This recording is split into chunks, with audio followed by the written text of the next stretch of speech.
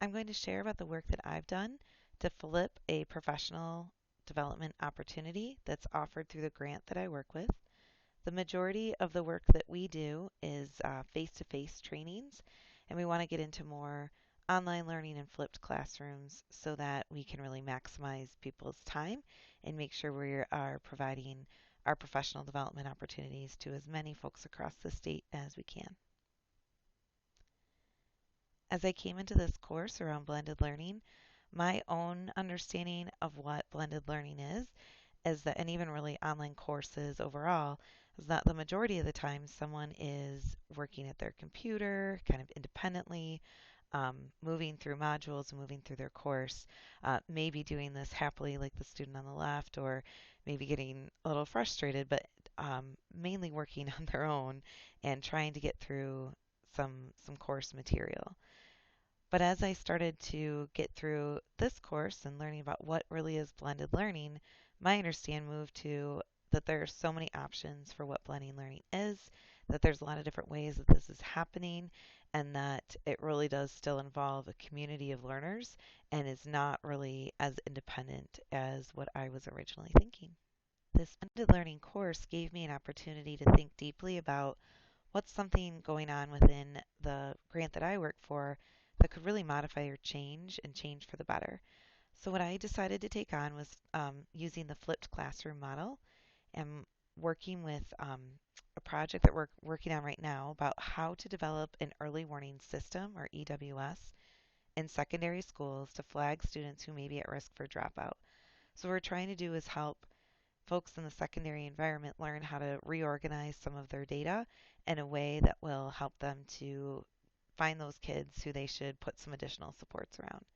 So our target audience is EWS coordinators. We ask that each district have a coordinator for this data, and then tech people that often need to be involved in this to help build the EWS within the district's student information system. So like within their Power School or Skyward or MyStar system, whatever the district has, EWS can be built right within that, but clearly we need a tech support to make that happen. So the format of the course is about 3 hours of online learning focused on the why and the what of EWS, followed up with a full day face-to-face training about the how of installing and implementing EWS.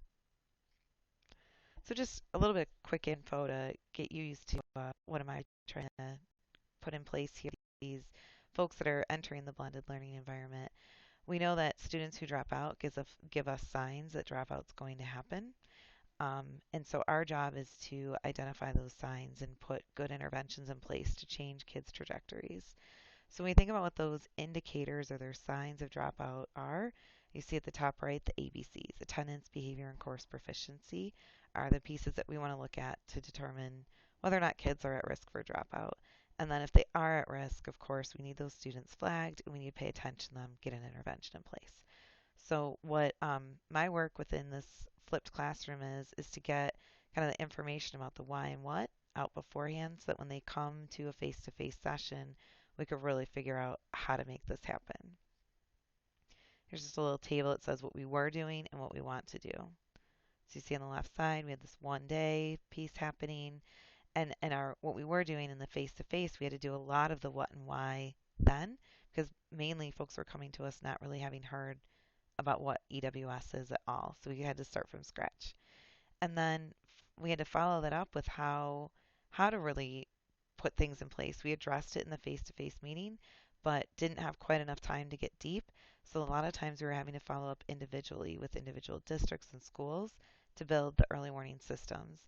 The problem with this is that it took a lot of our staff resources to travel to districts and provide that individual support. So what we want to do is try to make this 3 hour online training where we can get the what and the why out of the way before they even get there. People come with knowledge, they know what they're getting into. And then our full day training is on the how, and we can work together in one spot rather than us having to head out individually to get this set up within people's student information systems. So we just then, our hope is that our follow-up will just have to be through email and phone calls rather than on site, because we'll be able to get so much more done in that one day meeting. Next, we'll take a look at what the online environment looks like that I'm going to be using for this flipped course.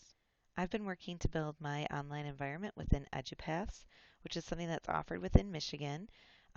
There are a number of different kinds of courses within EduPath that people can take to increase their learning around education and different educational topics.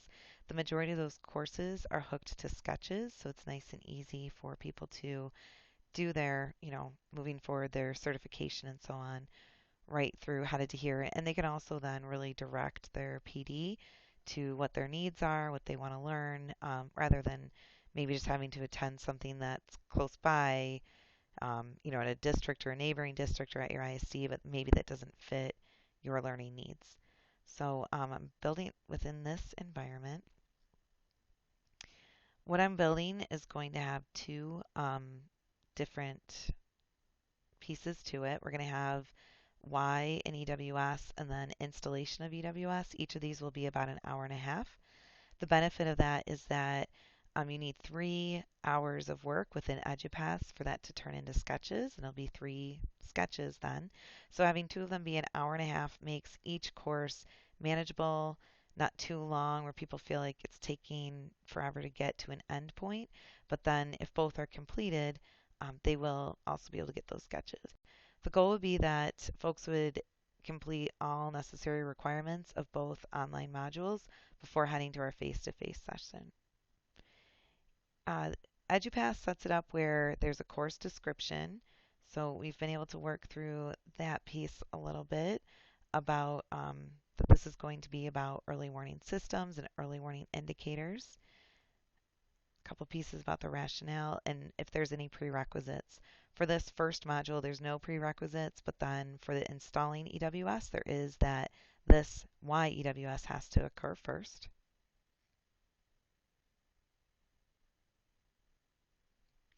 Then EduPass always wants to make sure that we have our learning objectives here, so we see that these are the pieces we're going to accomplish during this module. And they have a nice little staff bio here, or instructor bio.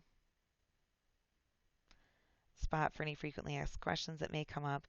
Then it gets into this little magnifying glass icon here is where you actually get into the course.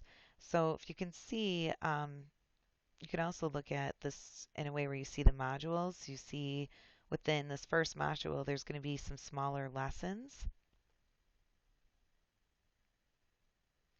And I'll just show you a couple quick things here, but what's going to be here is my first video about why an early warning system, and then people will be able to click through and get some additional learning points, and then once they're done with this, once they click next, they head into a quiz.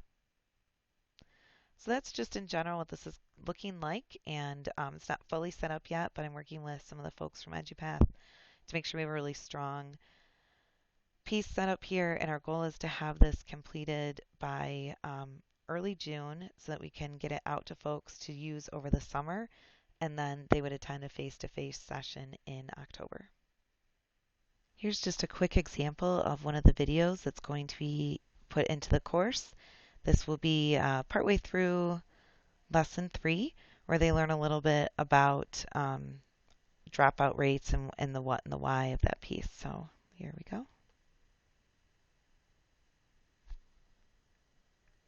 That we want to support all students to achieve. It sets our students on a continued success and high school dropouts are more high school graduates have a life expectancy nearly a decade longer than those who drop out.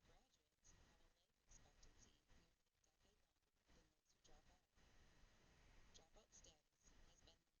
average annual income. In Michigan, our 4-year high school graduation rates have been hovering around 75% for the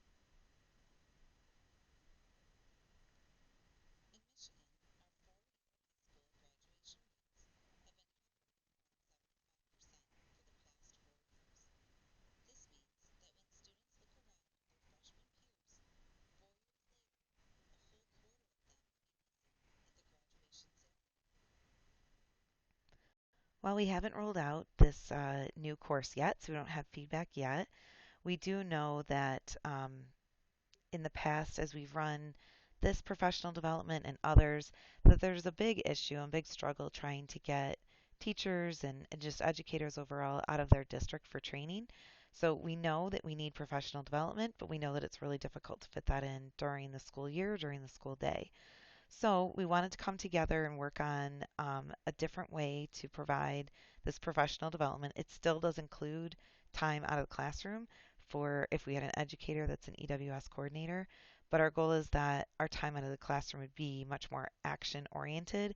We would be ending the day with the EWS system really created rather than with our current 1 day session. We're ending it where people are understanding EWS better and ready to go and build the system, but they haven't done any building yet. So we're really hoping we can get to the point where that 1 day away has them really done with all their installation and up and ready to go. I've learned a lot about blending through the course that we've just done here. If I was giving a tip to an instructor, some of my tips would be building their first course. You really want to get that step-by-step assistance. So taking something like this kind of course where you're learning about best practice at the same time you're trying to build the course would be really helpful. And of course, it's helpful to have that support of the instructors as you try and build this. I just can't imagine trying to build a course completely on my own without having the resources and really the time to think intentionally about this course that it has been provided to me because I'm going through some professional development at the same time. I would also give the tips of be very intentional about building a community. That's not something I really thought about prior when incorporating online learning, but I see now the benefit of that community, and also then making sure that any and all activities that are developed are really actively engaging.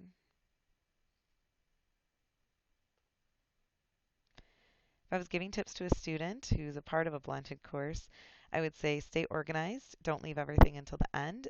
Doing this will make the course really overwhelming. And then if you hit a roadblock, talk with your instructors. They're there to support you.